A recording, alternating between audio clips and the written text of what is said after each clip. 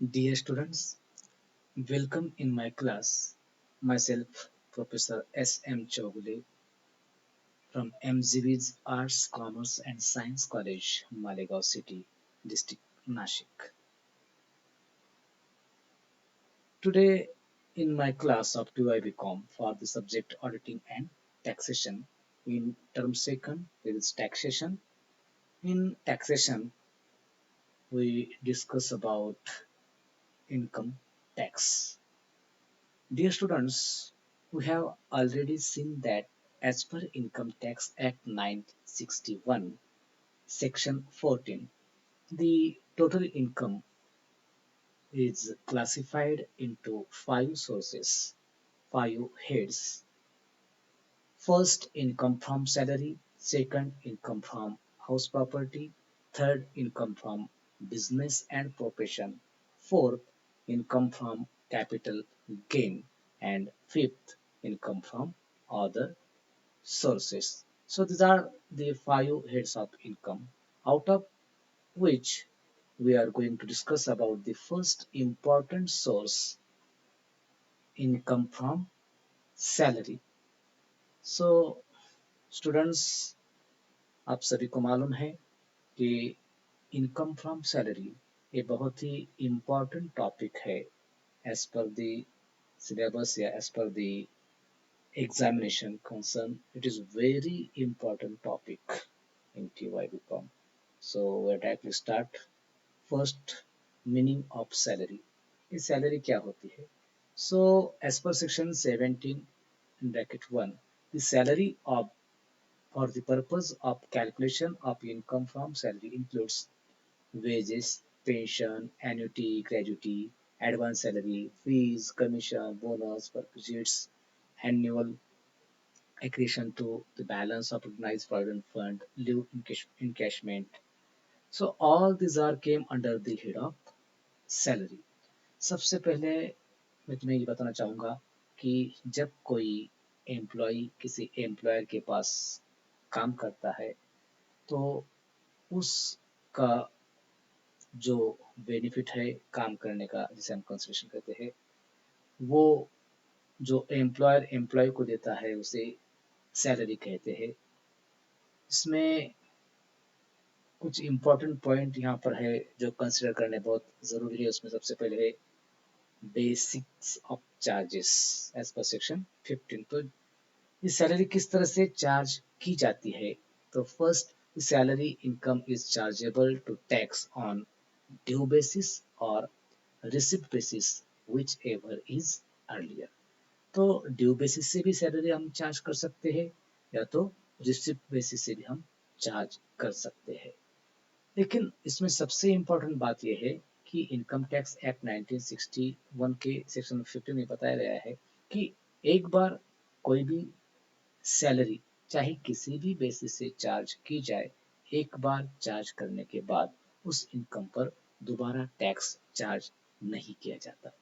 The second important point is there must be the relationship between the employer and employee as payer and payee. Tax income under this head. Salary के under income आने के लिए वहां per employer और employ इस तरह का relation दोनों में होना बहुत जरूरी है, मतलब मास्टर एंड सर्वेंट।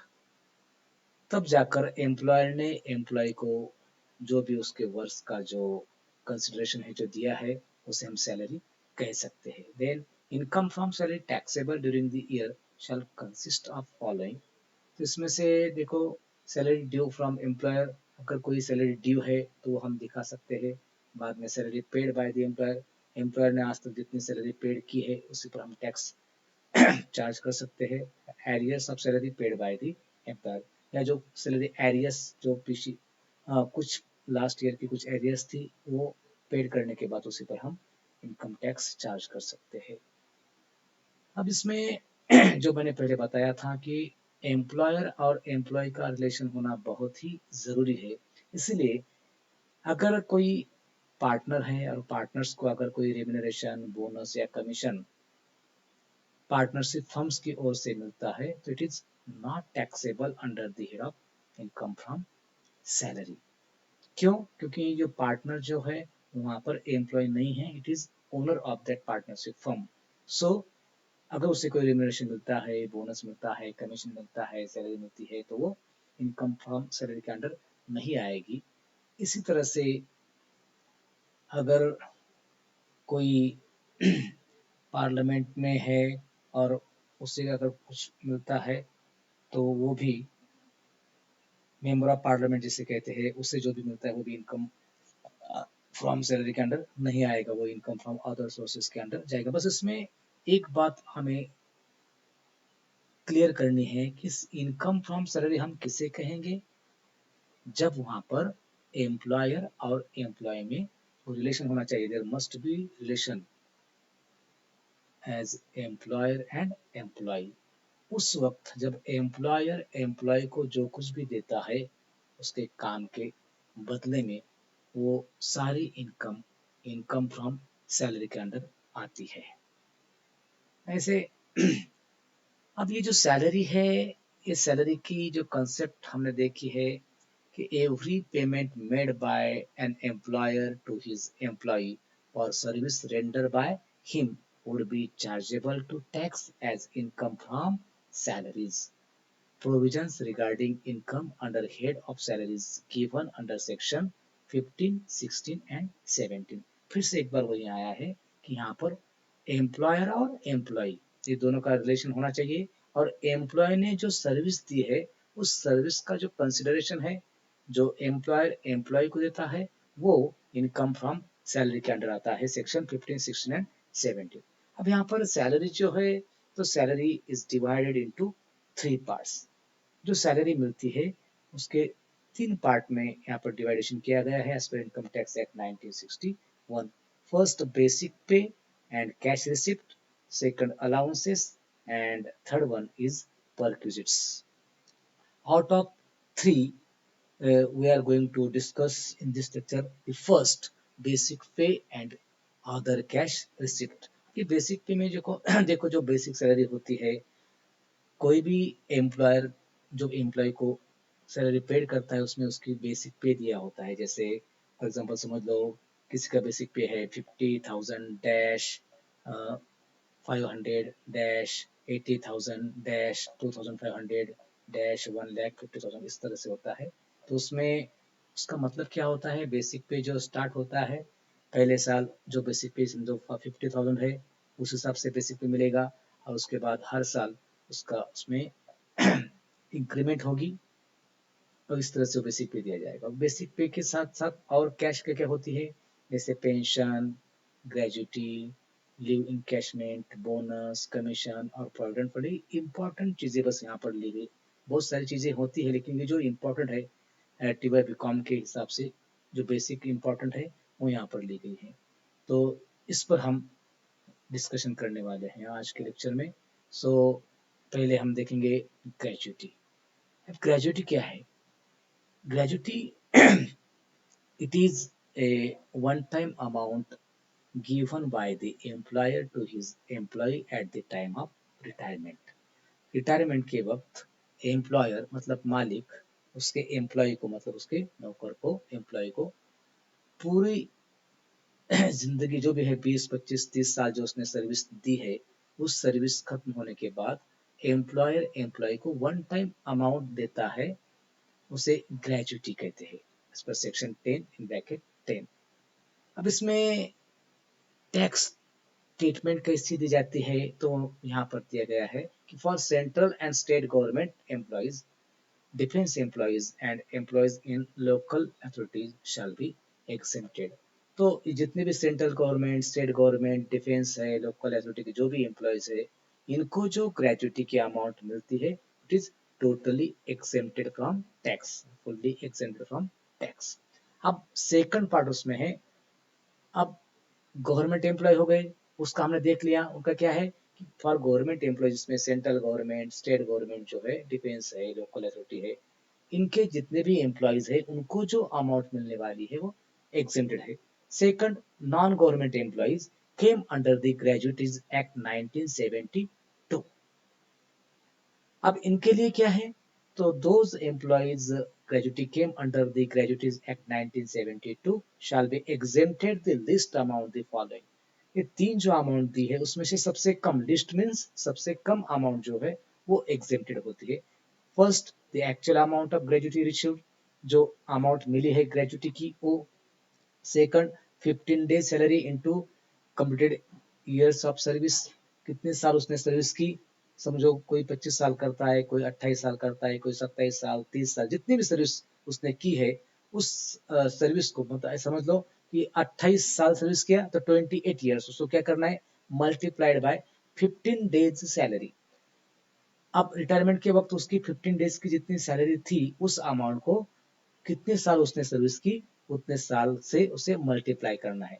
बस यहाँ पर एक बात ध्यान रखना है कि नंबर ऑफ डेज जो है मंथ के जो है जो 30 होते हैं, लेकिन 15 डेज सैलरी निकालने के वक्त वहां पे सिर्फ 26 डेज 26 डेज यहाँ पर लिए जाते हैं. उसमें से 4 जो संडे जो होते हैं छोड़कर 26 डेज.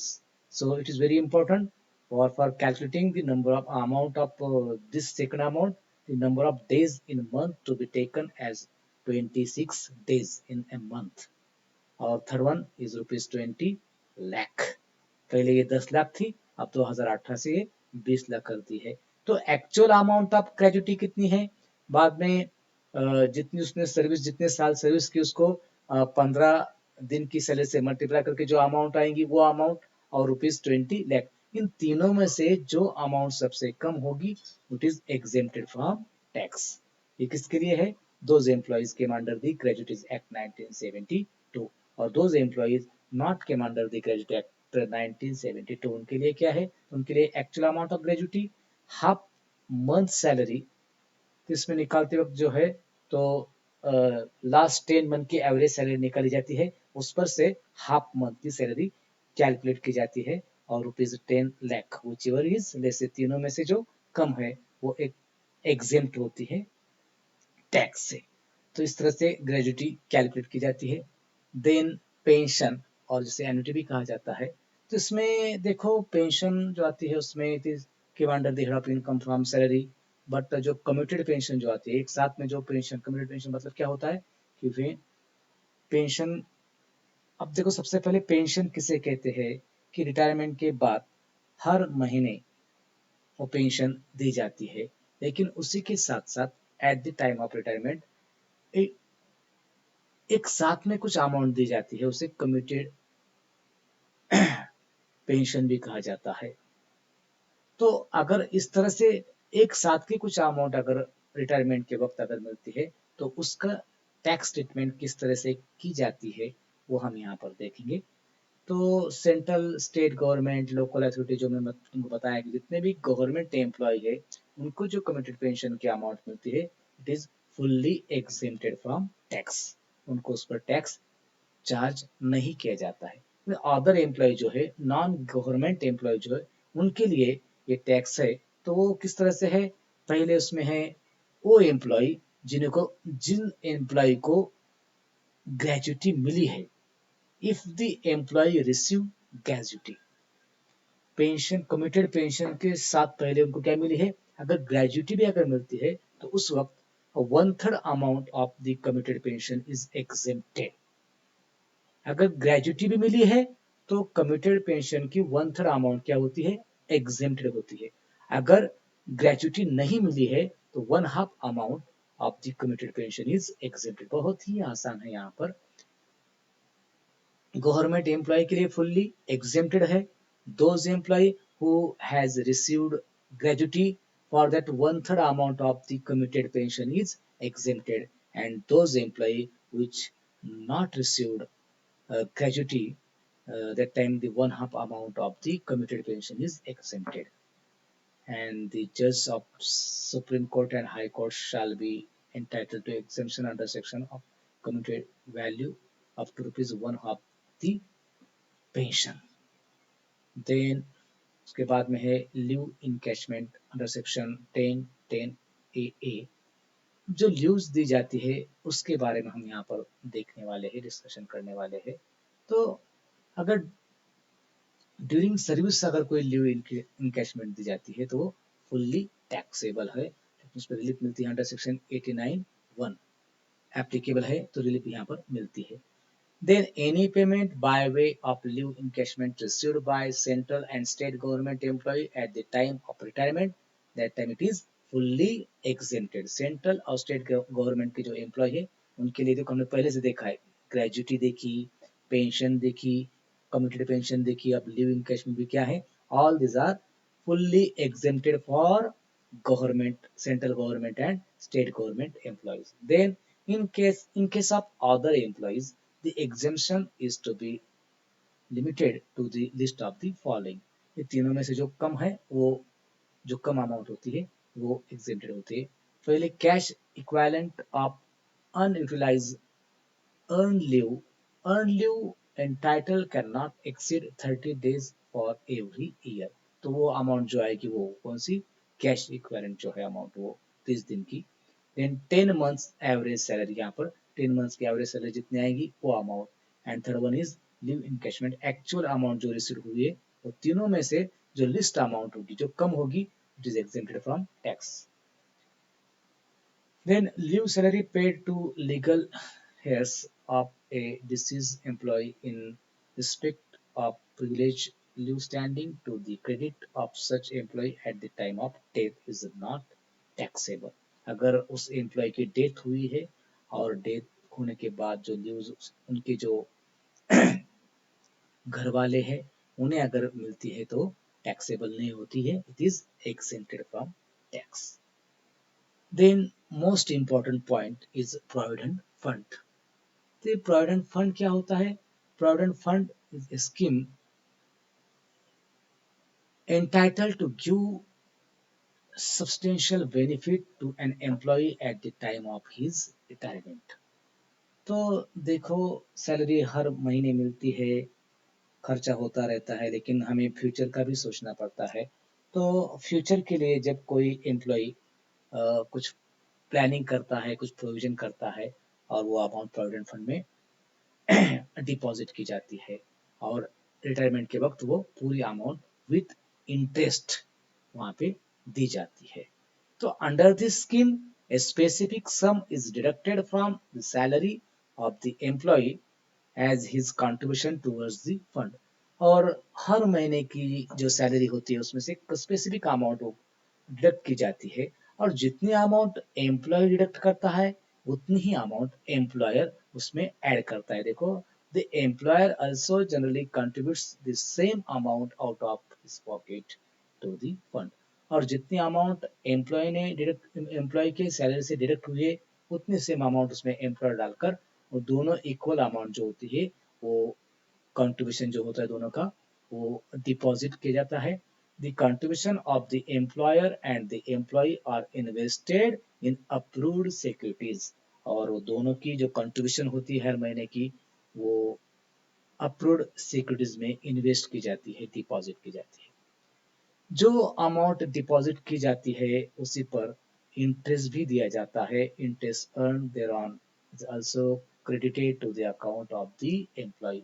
और हर साल वो जो इंटरेस्ट है सारा जो आता है वो एम्प्लॉय के अकाउंट में क्रेडिट किया जाता है।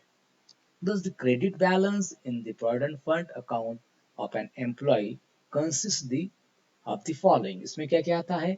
Employees contribution and interest on employees contribution, then employers contribution and interest on employees contribution। अब यहाँ पर देखो employees contribution जो होता है ये ये जो अमाउंट है ये अमाउंट उस सैलरी में से डिडक्ट होती है तो हम इसे इनकम नहीं कहेंगे, लेकिन एम्प्लॉयर ने कंट्रीब्यूशन जो किया है it is treated as income, तो ये इनकम होता है। तो इसी पर टैक्स चार्ज किया जाता है। वो प्रोविडेंट फंड के जो टाइप्स है उसी पर दिए जाते हैं, हम बाद में देखेंगे। अब ये आखिरी इंपॉर्टेंट देखो ये जो है ये बहुत ही इंपॉर्टेंट है। The accumulated balance is paid to the employee at the time of his retirement और resignation. In the case of death of the employee, the same is paid to his legal heirs। जो उसके बाद में उसकी बीवी या बच्चे जो होते हैं लीगल जो है उन्हीं को अगर वो डेथ हो जाती है वो एम्प्लॉय की तो दी जाती है, अगर वो है तो रिटायरमेंट की वक्त सो सब टोटल अमाउंट वहाँ पर विद एन इंटरेस्ट दी जाती है। Now we are going to discuss here types of provident fund. तो बहुत ही इंपॉर्टेंट है। टीवाई बीकॉम में आज तक जितने भी प्रॉब्लम्स पूछे गए हैं उसमें प्रोविडेंट फंड पर हमेशा पूछा गया है। So there are 4 types of provident fund: recognised provident fund, unrecognised provident fund, statutory provident fund and public provident fund. इनमें से सबसे इम्पोर्टेंट जो है ये जो पहला वाला जो है आरपीएफ, रिकॉग्नाइज्ड प्रोविडेंट फंड, उसके बारे में हम बाद में देखेंगे। पहले हम देखते हैं स्टैट्यूटरी प्रोविडेंट फंड। तो ये क्या होता है? It is this fund is generated by the central government as per under the provident fund act 1925। तो प्रोविडेंट फंड का जो एक्ट है 1925 के तहत सेंट्रल गवर्नमेंट, स्टेट गवर्नमेंट ये प्रोविडेंट फंड चलाती है और इसीलिए it is fully exempted from tax. Then public provident fund, it is also generated by the central government, use for the benefit of public. Public के लिए ये fund central government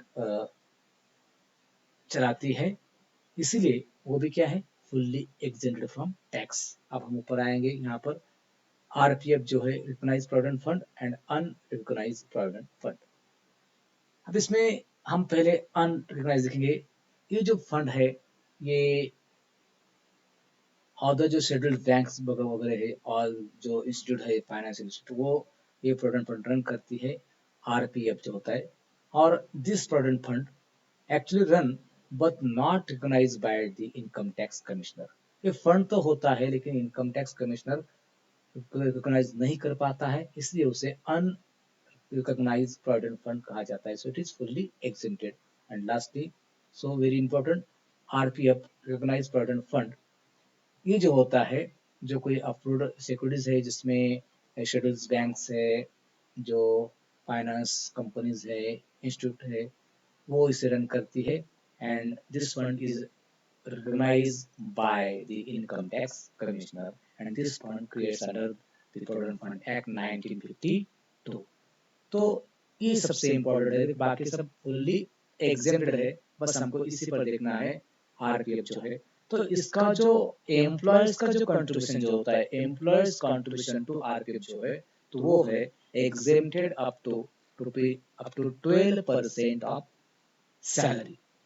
salary की जो amount है उसके 12% क्या है, एग्जेम्प्ट है।